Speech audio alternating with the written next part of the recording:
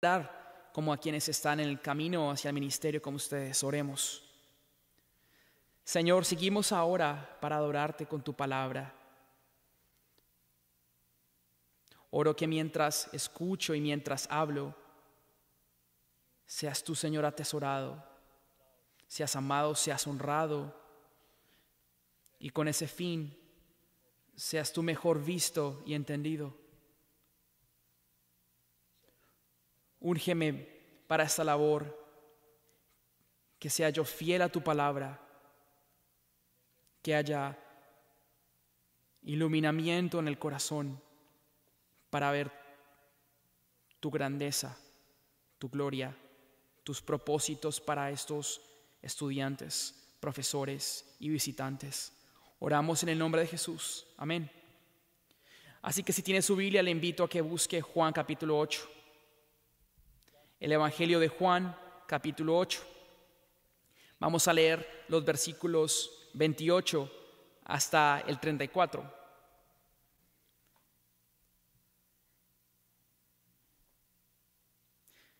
El título de mi tema es No desperdicie su vida en el seminario, no desperdicie sus años en el seminario.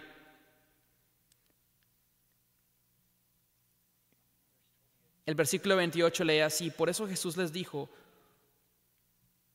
cuando ustedes levanten al Hijo del Hombre, entonces sabrán que yo soy, y que no hago nada por mi cuenta, sino que hablo estas cosas como el Padre me enseñó. Y aquel que me envió está conmigo. No me ha dejado solo, porque yo siempre hago lo que le agrada. Al hablar estas cosas, muchos creyeron en él. Entonces Jesús decía a los judíos que habían creído en él: si ustedes permanecen en mi palabra, verdaderamente son mis discípulos, y conocerán la verdad, y la verdad los hará libres. Ellos le contestaron: ¿somos descendientes de Abraham y nunca hemos sido esclavos de nadie? ¿Cómo dices tú, serán libres? Jesús le respondió: en verdad les digo que todo el que comete pecado es esclavo del pecado. Entonces ese sermón es una reflexión extendida del versículo 32. Y conocerán la verdad, y la verdad los hará libres. Y la razón por la cual leí los versículos que iban antes de este versículo es porque el significado de la palabra verdad es aclarado en los versículos anteriores, y el significado de la palabra libre es aclarado en versículos subsecuentes, y tampoco quiero que el significado sea diferente que el de esos versículos. Déjeme entonces mostrarles lo que veo, y conocerán la verdad. ¿Cuál verdad?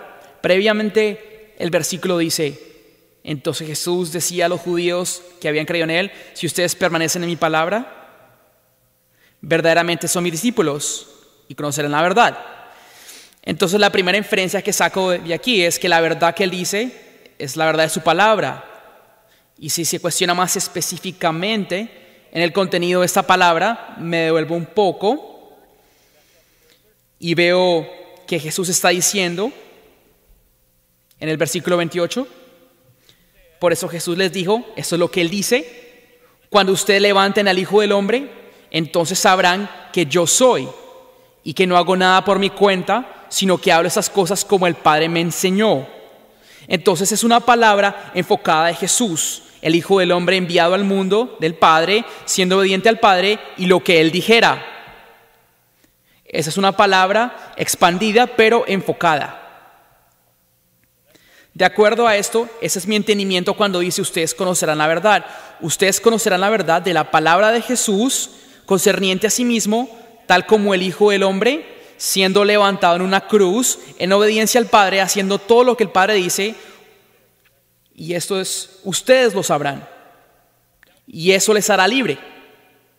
¿De qué? Ellos decían: pero no somos esclavos. Y Jesús clarifica lo que él se refería en el versículo 34. En verdad les digo que todo el que comete pecado es esclavo del pecado. Yo te liberaré. Al saber esta verdad, serás libre del pecado, de la esclavitud del pecado. Ahora entonces tenemos un sentido claro en lo que conocerán la verdad y la verdad los hará libres del pecado. Conocerán la verdad de mi palabra, conocerán el contenido de mi palabra acerca de mí, mi Padre, mi obra en venir y ser levantado hacia el cielo. Conocerán estas cosas y este conocer, estas verdades conocidas, los liberará del poder del pecado en sus vidas. Ahora, ¿qué es el pecado? Juan usa el término pecado 21 veces y nunca lo define. Debe asumir que es una idea clara para sus lectores y debe serlo. Pero permítame trabajar el concepto con usted. ¿Cómo definiría usted el pecado? ¿De qué atadura es usted librado al saber esta verdad?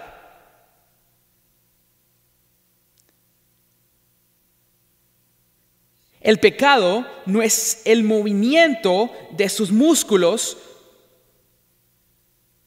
cuando se dirige a cometer un acto de fornicación. El pecado no es el movimiento del músculo de la lengua cuando se dirige a mentir. El pecado no es el movimiento de su mano, de los músculos de su mano, la reacción química, los impulsos eléctricos al robar algo. El pecado no es físico. La esencia del pecado está en el corazón. Y yo diría, el pecado es en su esencia el preferir cualquier cosa sobre Dios. Y yo deduzco esto en gran medida de Romanos 3:23. Por cuanto todos pecaron, y dejando las cosas bien claras de lo que acaba de decir, y no alcanzan o les falta la gloria de Dios. ¿Qué significa esto? Significa que el pecado es un desplazamiento interno de la gloria de Dios en nuestra valoración, en nuestro atesoramiento, en nuestras aficiones, en todo sobre Dios. El pecado no es un movimiento del cuerpo, pero del corazón al preferir cualquier cosa sobre Dios. Todo pecado externamente es una expresión de lo que internamente sucede en preferir cualquier cosa sobre Dios. Esto es el pecado. Entonces la esencia del pecado es el desplazamiento de la gloria de Dios en su corazón en relación a otra preferencia. Ahora, déjeme reemplazar la palabra preferencia con otras palabras y vea si esto es correcto. Podría decir además que yo prefiero esto sobre lo otro, puedo decir yo quiero esto sobre lo otro, o también yo deseo esto más que lo otro, o yo valoro esto sobre lo otro, o yo me deleito en esto sobre lo otro, o yo atesoro esto más sobre otro. Y yo diría entonces que el pecado es un desplazamiento, o para utilizar las palabras de Romanos 1:23, y cambiaron la gloria de Dios, intercambiaron la gloria de Dios por algo que usted quiere más o desea más o valora más o se deleita usted más. Esto es lo que el pecado es. Ahora, volviendo a Juan 8:32, y conocerán la verdad de mi palabra, me conocerán a mí y mi Padre y mi obra a través de mi palabra, y lo conocerán, y el conocer de esto los hará libres de la esclavitud de preferir otras cosas sobre mí. Le liberará de la esclavitud de querer algo más sobre quererme a mí. Le liberará de la esclavitud de atesorar cualquier cosa de lo que me atesora a mí. Esto es lo que esta verdad hará por usted. Es algo demasiado profundo en relación con el trabajo que hace la palabra en el corazón. En el corazón. Conocerá esta verdad, la palabra, el Hijo del Hombre, la cruz, el Padre. Y esta palabra conocida traerá como resultado en su corazón una preferencia por Dios sobre todo. Traerá una pasión por Dios sobre todo. Traerá un deleite y un gozo por Dios sobre todo. Traerá un atesoramiento por Dios sobre todo.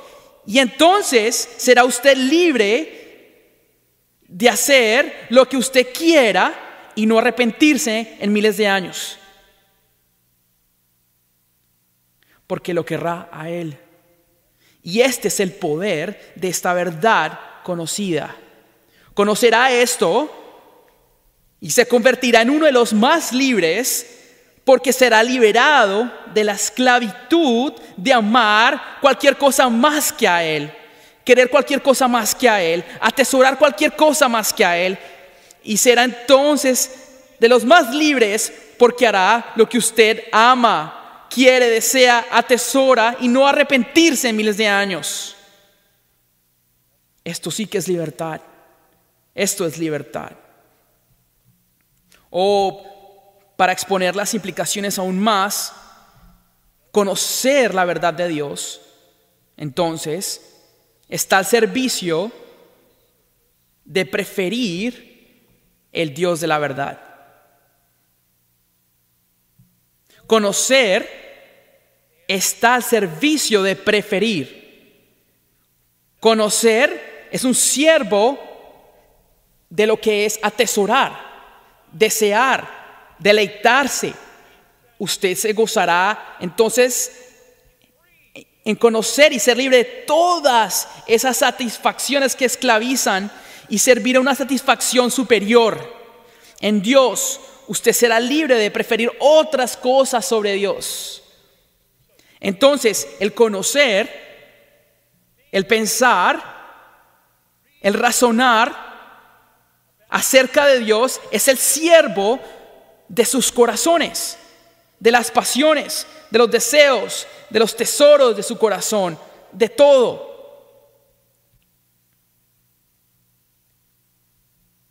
Para llevar esto más lejos, el órgano de conocimiento es dado por Dios para servir el órgano de preferir, querer, deleitarse o atesorar.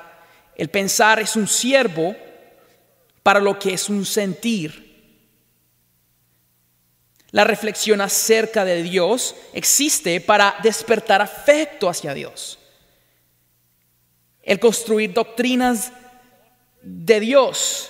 Y espero que lo que están ustedes haciendo aquí en el seminario, tomando todas las piezas significantes de la revelación divina de la Biblia y conociéndolas unas con las otras en proporciones bíblicas y en portarretratos bíblicos de Dios, de Cristo, del pecado, del hombre, la salvación y el futuro, conociéndolo todo en un panorama glorioso, todo por el motivo del deleitamiento en Dios.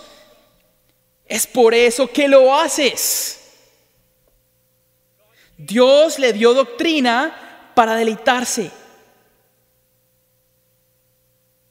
Dios le dio una mente para que ella sea un siervo fiel de su corazón.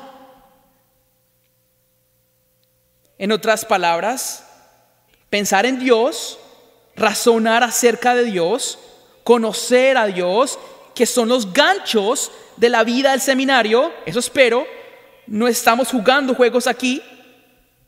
Pensando acerca de Dios, razonando acerca de Dios, conociendo acerca de Dios, son los medios necesarios y de deleitarse en Dios y disfrutar a Dios preferir a Dios, atesorar a Dios, es el fin último.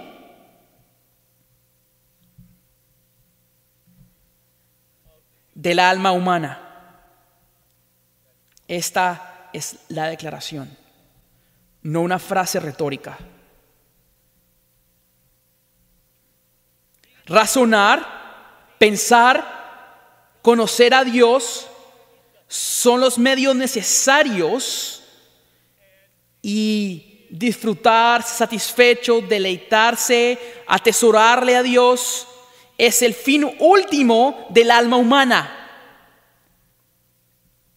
No exagero. Entonces, esto me trae ahora a la respuesta a la pregunta que Almorra me hizo. ¿Les dirías cómo no desperdiciar su seminario? Y aquí está mi punto principal. Usted no desperdiciará su seminario, sus años aquí, su esfuerzo y su tiempo aquí. Usted no desperdiciará sus años en el seminario si usted solidifica el hábito continuo de vida, de pensar acerca de la verdad de Dios como medio de deleitarse en el Dios de la verdad. Déjeme decirlo una vez más. Usted no desperdiciará esta experiencia si usted solidifica, estoy usando la palabra solidificar porque asumo la mayoría de ustedes ya ha empezado esto desde antes que llegaron aquí, en el momento de su conversión. Usted no desperdiciará estos años si se vuelve más sólido, más profundo en este hábito de alma, de verdad, de vida. Que solidifica el hábito continuo de pensar acerca de la verdad de Dios como medio de disfrutar el Dios de la verdad. Usted no desperdiciará su seminario si forma el hábito continuo de hacer justamente eso. O lo podemos decir así: usted no desperdiciará su seminario si usted solidifica el hábito continuo de razonar bien acerca de Dios como medio de deleitarse en Él. O no desperdiciará sus años en el seminario si usted solidifica el hábito continuo de conocer a Dios mejor de lo que conoce cualquier cosa, como medio de preferir a Dios más de lo que prefiere cualquier cosa. Ese sería entonces el fin de mi mensaje, si usted quiere el punto principal. Usted conocerá la verdad y la verdad lo hará libre de preferir cualquier cosa sobre Dios. Y digo que estos años le son dados a usted para el propósito de formar el hábito de pensar en Dios como medio de disfrutar el Dios de la verdad. Un hábito continuo de toda la vida es algo que usted hace intuitivamente por el resto de su vida. Y los hábitos son formados por la práctica y la repetición, que al principio se caracterizan por ser difíciles y dolorosos y esfuerzos. Si no tiene ese hábito, le tocará enfocar un esfuerzo y repetición para lograr formarlo. Esto es lo que el seminario hace y debe ser un tiempo para formar hábitos del alma. No solo está usted obteniendo habilidades o conciencia aquí.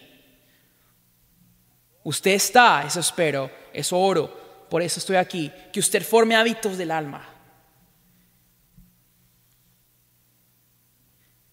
El propósito de ese sermón es que usted fortalezca su corazón a ir tras esta práctica, esta repetición, y así solidificar esta práctica, siempre teniendo en cuenta que la reflexión está al servicio de la pasión. En cada clase, en cada conversación, en cada ensayo que usted escribe, dirá usted: no estaré contento hasta que esto no sirve para incrementar mi pasión por Dios. Ahora, ¿cómo podré animarles para que formen este hábito? ¿Cómo podré fortalecer su convicción para practicar esto y así formar el hábito continuo? Así que cuando ya tenga 68 años y no 28, usted todavía lo considere como el mayor reto y pasión de su vida. Lo voy a hacer respondiendo 4 preguntas, si Dios quiere, y así concluir con 5 aplicaciones. Pregunta número 1. Piper, ¿a qué se refiere con las pasiones o el afecto? Usted ha utilizado muchas palabras. Parece que usted las lanza hacia nosotros como si significaran lo mismo. Gozo en Dios, deleite en Dios, deseando a Dios, valorando a Dios, satisfacción en Dios, atesorar a Dios, encendiendo la pasión por Dios. ¿A qué se refiere con esto del afecto por Dios? Ahora, yo me hago esta pregunta delante de ustedes para que pueda hacer una negación y una afirmación acerca de esto. La negación es que no me refiero a nada que sea físico, tal como manos que tiemblan, rodillas que se doblan, pestañas que se sacuden, manos que sudan, mariposas en el estómago. Todas esas cosas que acompañan en la vida y señalan pasiones espirituales genuinas, a veces. Pero no me refiero a nada de esto. Esas sensaciones no tienen posición moral. Los incrédulos sienten todo esto. Yo me refiero a esa pasión espiritual, emociones espirituales, y cuando hablo de espiritual, yo me refiero a la afirmación que es del Espíritu Santo, sostenida del Espíritu Santo, formada por el Espíritu Santo, y por ese ende es supernatural. Me refiero a cosas que los incrédulos no experimentan. Entonces, el lenguaje que utilizo, satisfacernos en Él, valorarlo a Él, atesorarlo, gozarlo, suena como si fueran lenguaje común. Pero cuando usted apenas se da cuenta que el objetivo es Dios sobre todo, nadie puede experimentar eso excepto aquellos que nacen de Dios. Eso es sobrenatural. Entonces la respuesta a mi primera pregunta es: estoy hablando acerca de algo enorme cuando utilizo esas palabras. Y lo que hace que salgan de lo natural a lo sobrenatural es donde reposan, es decir, en Dios. Todos quieren ser felices. Solo los cristianos son felices en Dios. Solo los cristianos prefieren a Dios sobre todo. Solo los que son cristianos valoran a Dios sobre todo. Solo los cristianos se deleitan en Dios sobre otros placeres. Esto es sobrenatural. Entonces, ¿a qué me refiero con esas palabras? Yo me refiero a pasiones espirituales traídas por el Espíritu Santo, que no son físicas. Y quizá usted tenga problemas en comprender esto, porque en este cuerpo, al experimentar las pasiones espirituales, siempre son conectadas con nuestra realidad física. Nunca se separan mientras vivamos. Entonces, mientras viva, siempre tendremos percepciones de dimensiones mentales y corporales. Pero no cuando usted esté muerto. Y la Biblia afirma que usted seguirá teniendo ese tipo de emociones cuando usted muera. Filipenses 1:23, porque teniendo el deseo de partir y estar con Cristo. ¿Qué significa esto? Partir, dejar mi cuerpo, dejar este mundo. Así que Pablo quiere más la resurrección que lo que está aquí. Y yo estoy con él. Él dice, quiero ser levantado de los muertos con un cuerpo nuevo. Pero en medio de esto, él tiene una segunda expresión y dice, mucho mejor. Así no le gusta estar sin el cuerpo, es mucho mejor. Dice, así que cuando su cuerpo quiere estar con Dios porque es mejor, cuando su cuerpo esté pudriéndose en la tumba, él estará teniendo mejores emociones, mejores pasiones.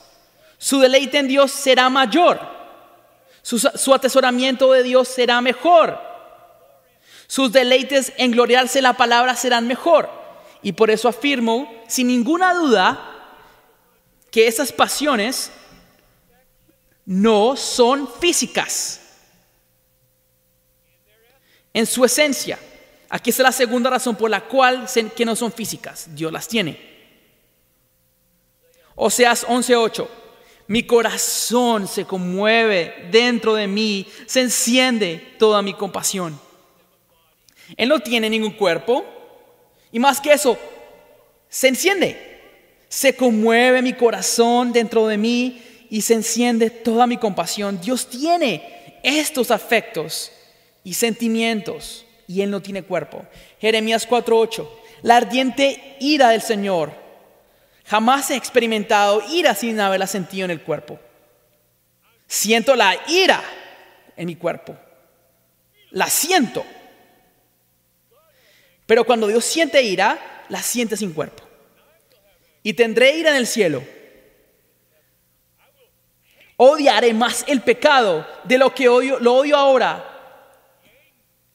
Y tendré ira a quienes lo cometen, con una ira más pura, pero sin cuerpo para sentirlo.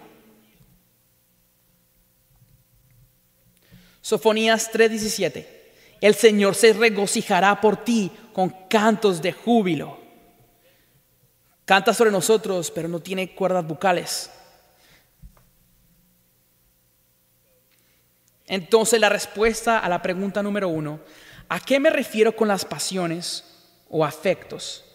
Yo me refiero a pasiones espirituales que son esencialmente no físicas y capaces de ser sentidas por almas en el cielo antes del cuerpo de resurrección y sentidas también por Dios. Número 2. Pregunta número 2. ¿Por qué dice? Me hago a mí mismo preguntas.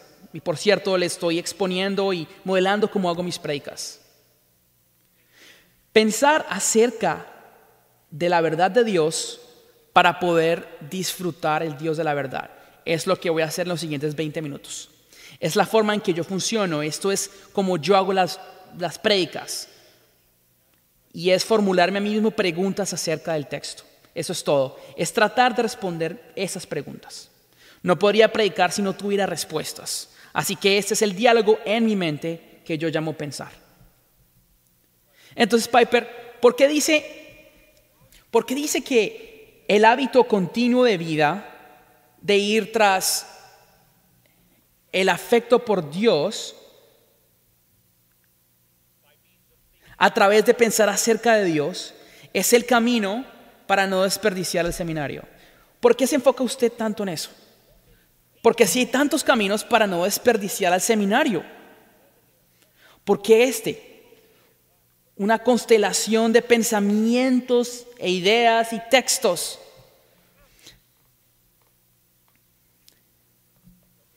La respuesta a esta pregunta entonces viene en 3 pasos. Sí que se vuelve complicado y usted dirá, pero si él apenas está en la primera pregunta, y luego el número 2 y 3 pasos para responderla, ¿cómo se quedará en mi mente?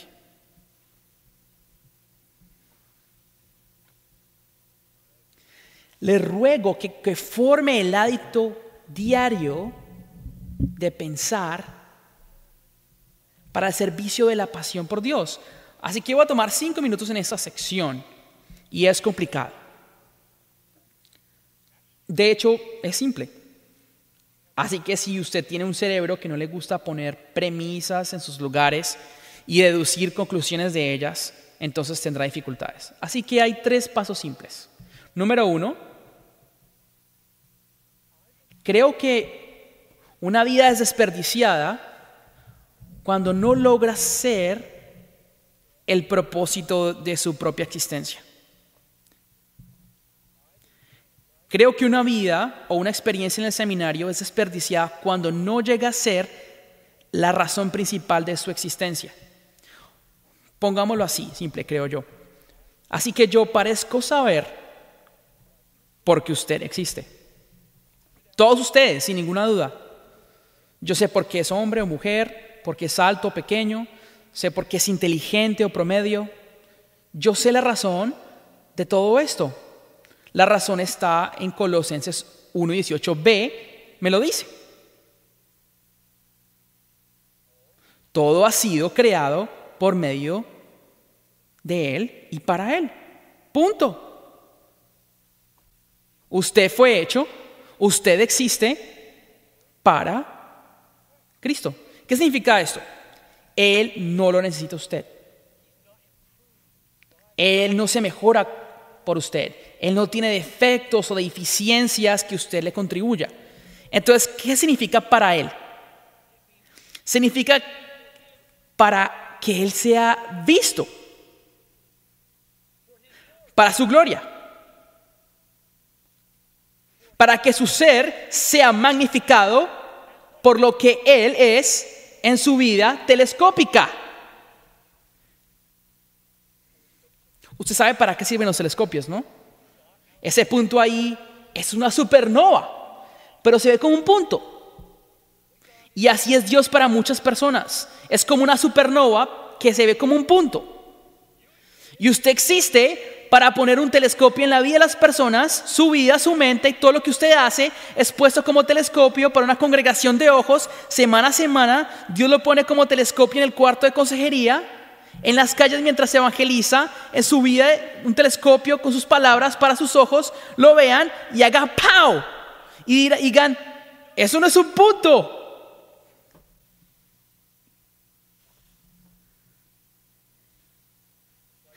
Por eso usted existe. Todas las cosas fueron hechas a través de Él y para que Él sea visto. Pablo dice en Filipenses 1:19, conforme a mi anhelo y esperanza de que en nada seré avergonzado, sino que con toda confianza, aún ahora, como siempre, Cristo será exaltado en mi cuerpo, ya sea por vida o por muerte. Yo existo para que Cristo sea exaltado y usted también, le pido a Dios.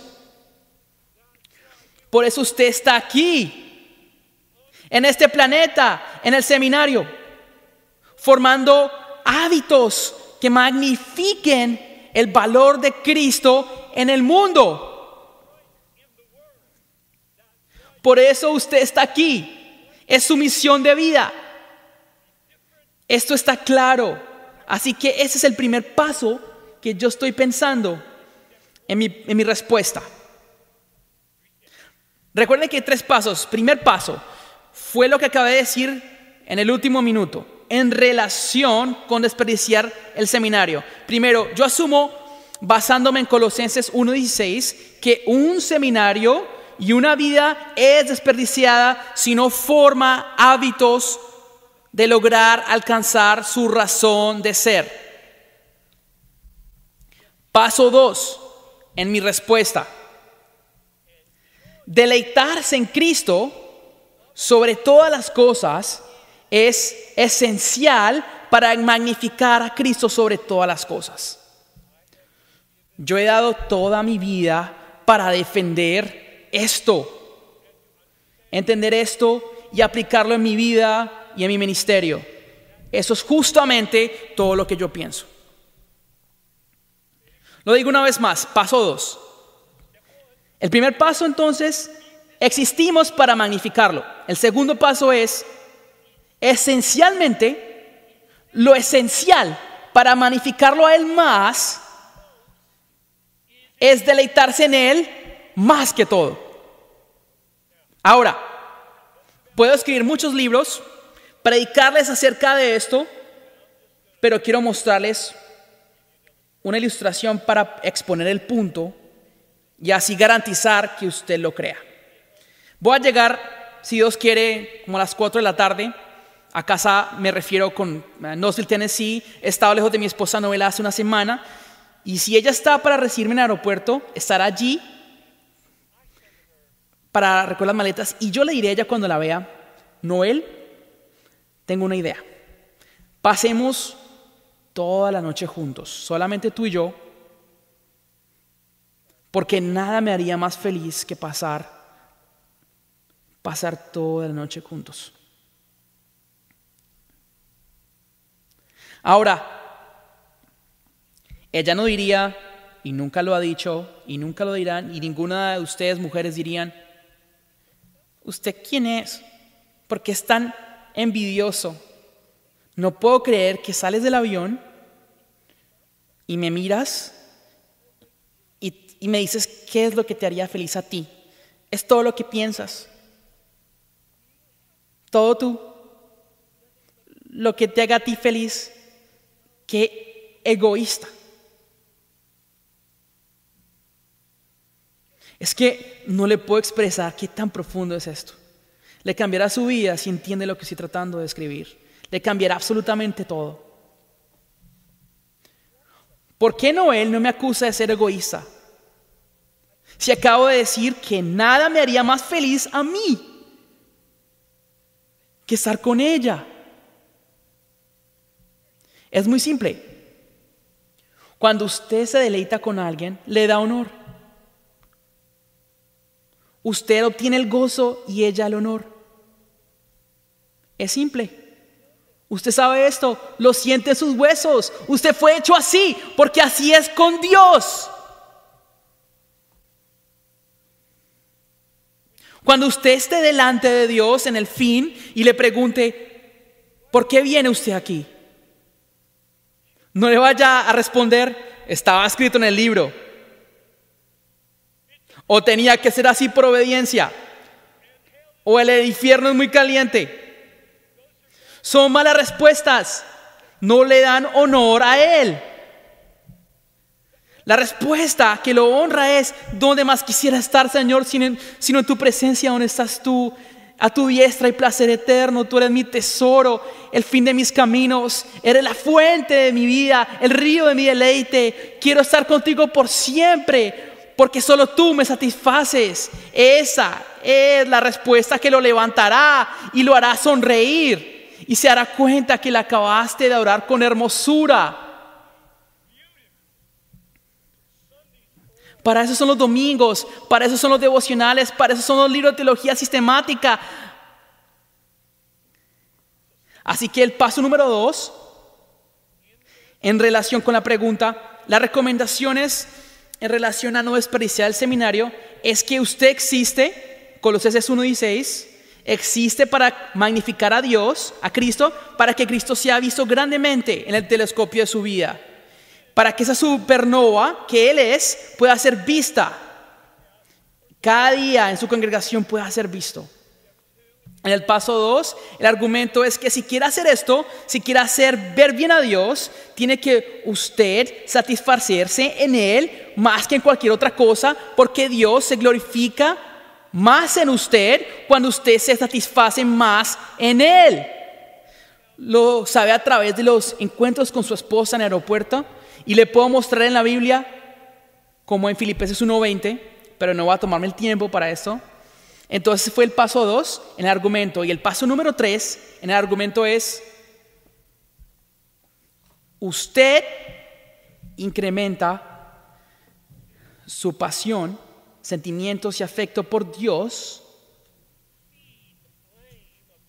ese amor por Dios, al pensar correctamente acerca de Dios. Dios ha designado el pensar al servicio de sentir, el conocer para servir el preferir, el razonamiento al servicio de regocijarse. Así que vamos a ver esto más en un minuto, pero ahora voy a repetir el texto. Usted conocerá la verdad, y esa verdad conocida Lo liberará de la esclavitud de obtener más satisfacción en otras cosas más que Dios. Entonces la respuesta al paso 3 de mi pregunta es que Dios ha designado labores mentales, intelectuales y doctrinales de seminario como medios en los cuales le traemos más gloria a Dios. Respuesta final. 3 pasos, lo digo una vez más. Una vez más, no desperdiciará su vida en el seminario si forma el hábito de vida continuo de pensar en la verdad de Dios como medio de deleitarse en la verdad de Dios. Es por eso que elegí hablar acerca de esto. Pregunta número 3. Hay 4 de estas. ¿Por qué hacer de la constelación de gozo, una constelación de afectos y pasiones, tales como las que vengo diciendo, como el atesoramiento, deleitamiento satisfecho en Él? ¿Por qué este tipo de afecciones o afecto? Como el fin de lo indesperdiciable. ¿Por qué hacer de esto la meta en el cual debemos formar hábitos? En vez de, por ejemplo, fe u obediencia. Buena pregunta, absolutamente. Porque Pablo dice, el propósito de nuestra instrucción es el amor. ¿Por qué usted resalta esto? Quizás ha gastado gran parte de su vida para hacerlo. ¿Por qué hace del gozo en Dios el fin supremo de nuestra experiencia en el seminario y no la fe en Dios? La obediencia a Dios. Déjeme reformular la pregunta, ya que es muy importante. Asumo que aquí, ya que conozco al Dr. Moller y cierta gente de la facultad, así mismo como la historia, asumo que ustedes valoran el catecismo de Westminster hasta que llegan a la sección del bautismo. Pero sé que valoran la primera pregunta.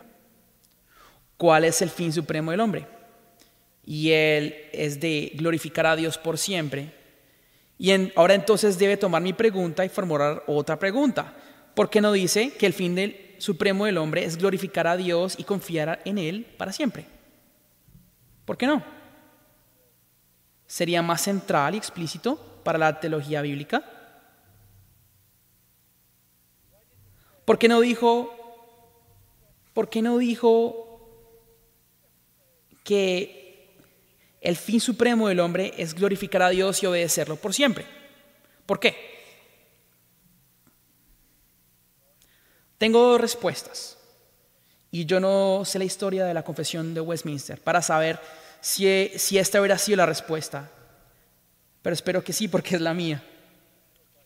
No me gusta disentir con gente inteligente.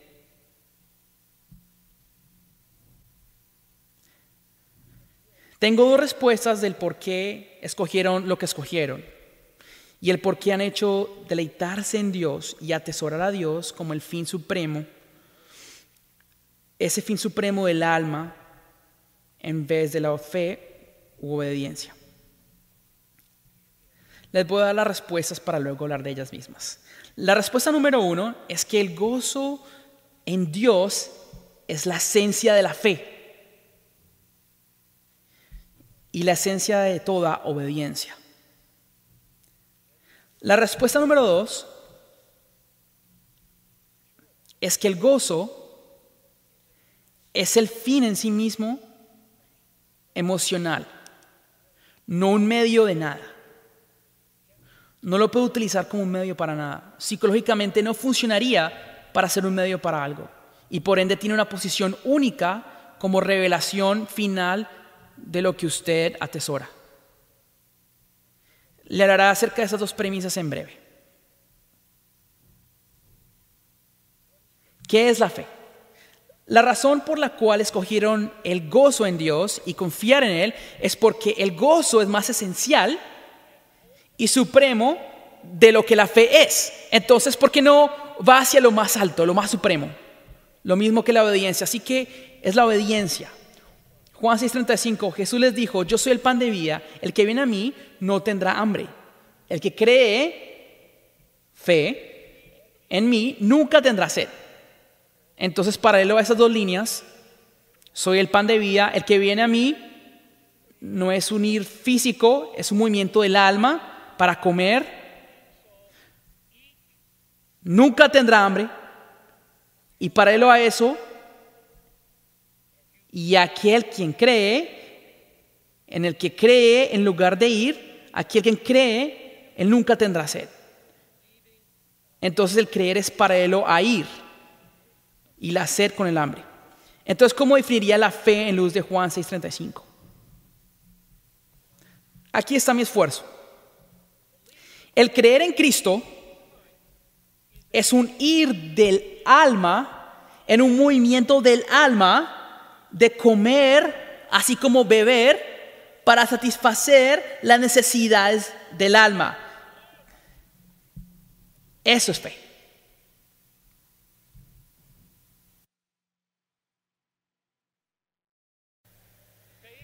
La fe, en su esencia, es un beber, un recibimiento, un comer de Cristo hasta la satisfacción del alma. Eso es fe. Y por eso es más esencial y más grande al decir: usted existe para disfrutar, de que decir que para confiar en Cristo. O hay otro argumento. Abraham creyó en Dios y le fue contado por justicia. Si va al final del capítulo 4, versículo 20, dice: sin embargo, respecto a la promesa de Dios, Abraham no titubeó con incredulidad, sino que se fortaleció en fe, dando gloria a Dios, creyendo en la promesa. ¿Qué es creer la promesa?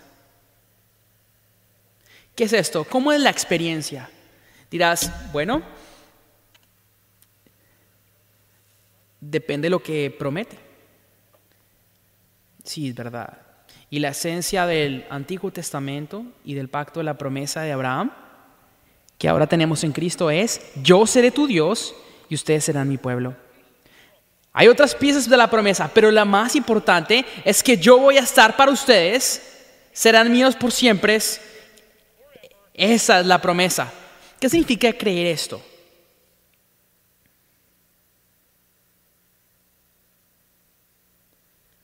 Bueno, acaba de decir que nos diría: yo creo que usted lo hará. En algún sentido, la promesa es creer en su palabra, tener la certeza de que va a suceder. Pero ¿qué tal si usted simplemente dice: seguro que va a suceder, pero francamente cuando llegue no va a ser suficiente? No voy a estar satisfecho en tu promesa. ¿Es creer eso en la promesa? Quizás a medias.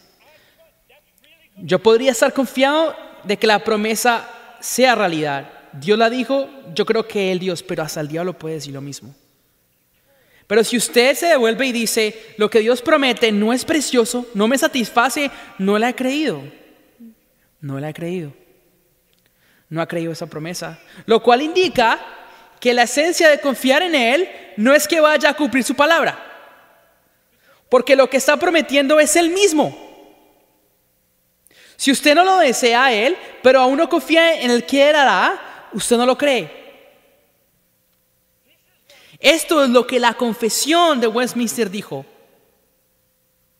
Su fin principal es glorificar a Dios y confiar en Él por siempre. No es lo más directo, no lo más profundo, lo más grandioso, lo más suficiente. Tiene que ir al corazón de por qué usted existe, el corazón del por qué Él existe, al corazón de que significa responder en fe a lo que Él promete. Y significa que cuando el prometedor es la prometido, usted se satisface en el prometido, al igual que regocijarse en la fidelidad del prometedor. O puede ir a Juan 1:12, que dice: a todos los que lo recibieron, en aposición, quienes creyeron en su nombre, les dio el derecho de ser hijos de Dios. El creer es un recibimiento de Cristo. Cuando usted predica o yo predico, predicamos a Cristo, ofrecemos a Cristo. ¿Qué significa? Significa el recibirle todo lo que Él es como su tesoro. Usted no lo recibe como un tiquete en su bolsillo para evitar el infierno. Mientras usted disfruta los placeres del mundo más que a Él, esto no es el recibimiento de Cristo. Eso es recibir un regalo diminuto. Cristo, Él puede apartarse de su vida o apartarse de mi vida, simplemente no quiero ir al infierno. Entonces, eso no es creer.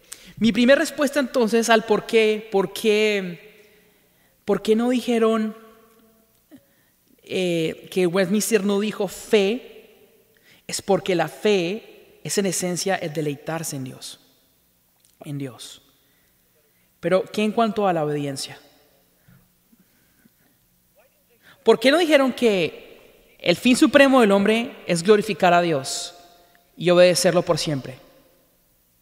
Y mi respuesta es que la esencia de toda obediencia de exaltación espiritual es el deleite en Dios. Piénselo así. ¿Cuál es el resumen de todos los mandamientos que usted debe obedecer? Amar a su prójimo como usted mismo. Jesús lo dijo: ame a su prójimo como usted mismo. ¿Qué significa amar a su prójimo? Otro sermón, pero aquí están resumidas cuentas. Amar a su prójimo es la sobreabundancia de gozo en Dios que suple la necesidad de otros, especialmente las necesidades eternas. El amor es la sobreabundancia de gozo en Dios que suple las necesidades de otros. Es un paráfrasis de 2 Corintios 8:2. O para ser más preciso, el amor hacia el prójimo es el gozo en el corazón, ese sentir en el corazón que usted tiene al sentirse salvo, de ir al cielo y tener una relación con Dios, de expandir, incluso al costo de su propia vida, para que su prójimo también sea incluido en esa vida eterna. Esto es amor. Entonces, ellos no dijeron que el fin supremo del hombre es glorificarlo y obedecerlo, porque no es lo suficientemente cercano al centro, al fin supremo, al núcleo, porque al fin supremo, que es que usted se deleite en Él y que usted desee profundamente ese gozo para que sea lo suficientemente grande para incluir a otros. Entonces la respuesta dije que era un fin en sí mismo. El por qué el catecismo de Westminster no dijo confíe u obedezca en cambio de deleitarse. La respuesta en esencia es confiar, obedecer, ese así es deleitarse en Dios.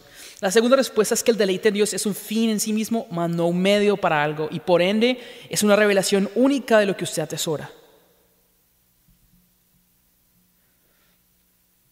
Imagínese que usted está en el abismo del Gran Cañón.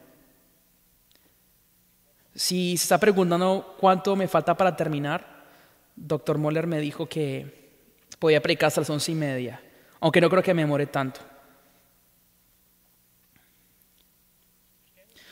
Suponga que está en el borde del abismo del Gran Cañón.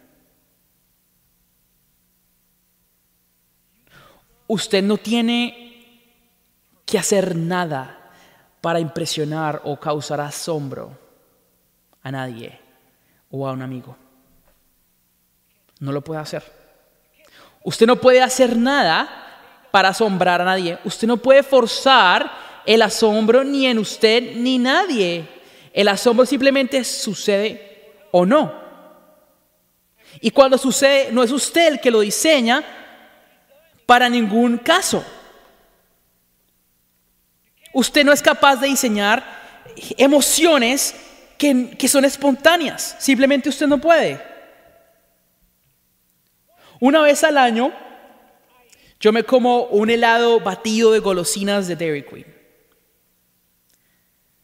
En mi cumpleaños. Lo he hecho por años, una vez al año. Ese es mi postre favorito. De hecho, no me lo puedo comer este 11 de enero, así que pronto me lo voy a comer. Me voy a comprar el más grande que pueda, usualmente un costo de $5. Con la cucharita pongo el lado de mis labios. No hay ningún sentido en el cual haya yo diseñado este placer como medio para algún propósito. Ahora yo voy a experimentar este placer para que la chica que hizo esa combinación pueda ser feliz de verme. No puedo. Esta no es la razón por la cual las emociones funcionan. Son medios para nada, son el fin. Es por eso que la gente de Westminster dijo que el fin supremo, este fin supremo del hombre es glorificar a Dios y deleitarse en Él, porque el deleitarse no es un medio para nada. Por ende es una revelación única y final de lo que usted atesora. Y se llama adoración. Y ese es el fin de todo.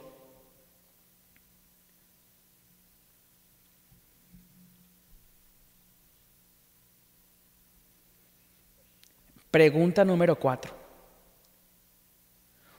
Última pregunta antes de algunas aplicaciones breves. Bueno, usted dijo que no desperdiciaríamos nuestra experiencia en el seminario si nosotros formamos el hábito vivencial de pensar en la verdad de Dios como un medio para deleitarse en el Dios de la verdad. Pero ¿no dice el Nuevo Testamento que los afectos correctos por Dios producen pensamientos y sentimientos correctos por Dios?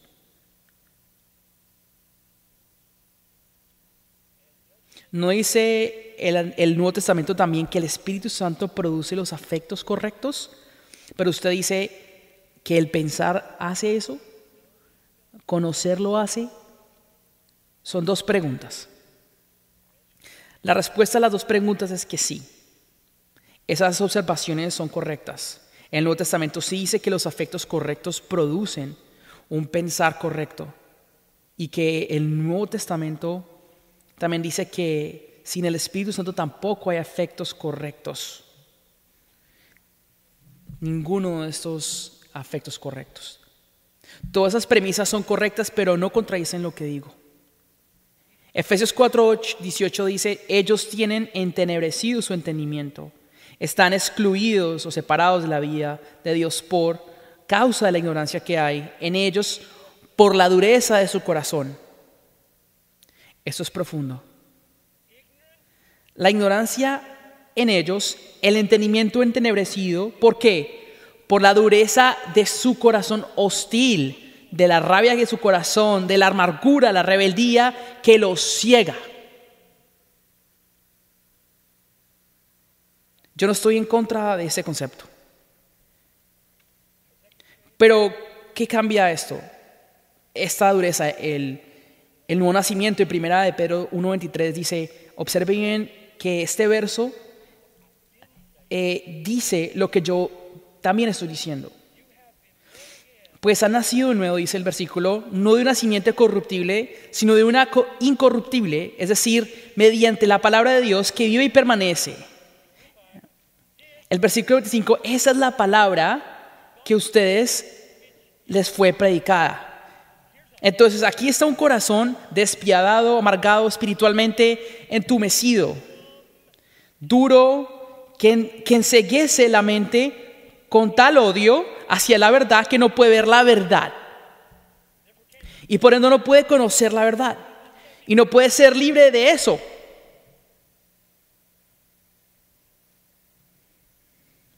Así que la regeneración es la única esperanza. Y Pedro dice, la regeneración del Espíritu viene a través de la palabra viviente y dos versos después, esta verdad es la palabra o el evangelio que predicamos, lo cual significa que la forma en que el Espíritu Santo levanta a los muertos de espíritu y rompe todas las cadenas de emociones insípidas, es a través de abrir los ojos a la verdad. ¿Usted conocerá la verdad? Claro que sí. La debe conocer a través por el poder del Espíritu. También tiene que haber afectos profundos correctos por Dios, que Dios solo puede cambiar. Pero también usted será libre a través de la verdad. Si usted tiene un ministerio y todo lo que hace es orar para que la gente experimente la regeneración, no lo tendrán o no lo vivirán. El hombre es nacido de nuevo a través de la palabra de Dios, palabra procesada por los oídos u ojos, iluminados por el Espíritu Santo, para entonces clamar: wow, eso no es un punto en el cielo, pequeño. Así que cuando usted abra la boca, abundará de todo su conocimiento y orará y rogará, conocerá la verdad y la verdad lo hará libre. Aquí ciertas aplicaciones breves. Número 1, el peligro más grande para su ministerio, hermano y hermana, es que usted deje de deleitarse en Dios. Tengo 68 años y he peleado la batalla por mucho tiempo. Su mayor peligro, hermano, es que usted deje de deleitarse en Dios. Y por eso la necesidad de establecer el hábito continuo de vida, de pensar en la verdad como medio de deleitarse en la verdad de Dios, es imperativo. Número 2, usted será dañino para su congregación como pastor si usted pierde el gozo en Dios. Le hará daño a ellos. Hebreos 13:17 dice: obedezcan a sus pastores y sujétense a ellos, porque ellos velan por sus almas como quienes han de dar cuenta. Permítales que lo hagan con alegría y no quejándose, porque ellos no sería provechoso para ustedes. Número 3, el Nuevo Testamento afirma que el objetivo de cualquier ministerio cristiano es trabajar para que la gente entienda la verdad. Yo estuve en ese púlpito hace unos años y utilicé el siguiente texto. 2 Corintios 1:24, no es que queramos tener control de su fe, sino que somos colaboradores con ustedes para su gozo. Justamente es lo que hago. Trabajo hasta la 1 para su gozo. Es lo que los pastores hacen y piensan. Y han aprendido a pensar para su propio deleite y ahora lo hacen por el gozo de su congregación. 2 Corintios 2:24. Número 4. En cada clase, cada conversación, cada libro que usted lea, cada ensayo que escriba, no se conforme hasta que el fruto de su mente sea esa llama en su corazón. No se conforme, simplemente dé el duro a esa teología sistémica. Dígale: no te voy a dejar ir. Forme ese hábito. Forme ese hábito. O si no, se convertirá usted en un jugador de pensamientos que entretenerá a su congregación con su cerebro. Y eso no es lo que ellos necesitan. Número 5, la última. Por este fin, en formar ese hábito de vida, de pensar en la palabra de Dios, para deleitarse en el Dios de verdad, ore. Y quiero cerrar diciéndole cómo lo hago. Tengo un acróstico que utilizo todos los días, que me ha acompañado por décadas, y es IAUS. Inclina mi corazón hacia tu testimonio. Oh Dios, inclina mi corazón. Salmo 119, versículo 36. Porque usualmente mi corazón se inclina hacia otros lados. Así que te ruego, oh Dios, por favor, devuélveme a tu verdad, devuélveme a ti, devuélveme a tu palabra, devuélveme a ti, porque siento que me desvío. 2, abre mis ojos de que puedo ver las cosas maravillosas de tu palabra, porque hay días que abro la Biblia y no veo nada. Me aterra que llegue a aburrirme tu palabra, me asusta. Que si no encuentro nada en tu palabra que llene mi corazón y me satisfaga, sería una pérdida para el ministerio. Abre mis ojos, Señor. Salmo 119, versículo 18. Une mi corazón para que tema tu nombre. Mi corazón está fragmentado, va atrás esto, lo otro, se ha vuelto pedazos. Así que vengo delante de ti para que unas mi corazón, porque quiero ser sólido y quiero ser una sola cosa, sea solo uno contigo, hazlo. Salmo 86, versículo 11. Y finalmente IAUS, Salmo 90, versículo 14. Versículo 14, sáciame por la mañana con tu misericordia y cantar con gozo y alegrarme en ti. Debe orar sin cesar, porque esto, hermano, es un milagro. Oremos. Padre del cielo, quiero cerrar hoy y clamarte que todos los que me pudieron escuchar y están aquí puedan solidificar el hábito de vida de pensar acerca de tu verdad, de pensar acerca de tu verdad como medio de disfrutarte a ti. Te lo ruego, Señor, en el nombre de Jesús. Amén.